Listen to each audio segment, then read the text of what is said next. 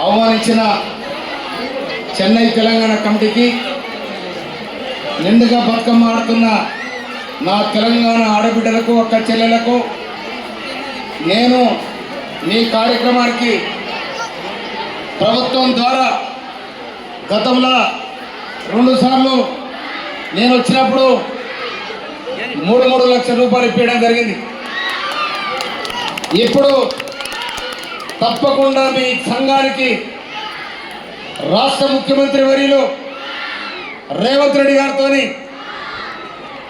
రాష్ట్ర దేవాదాయ శాఖ మంత్రులు గౌరవనీయులు జూపల్లి కృష్ణారావు గారితో మాట్లాడి తప్పకుండా మీకు నేను సాయం చేస్తానని కూడా మాట ఇస్తా ఉన్నాను.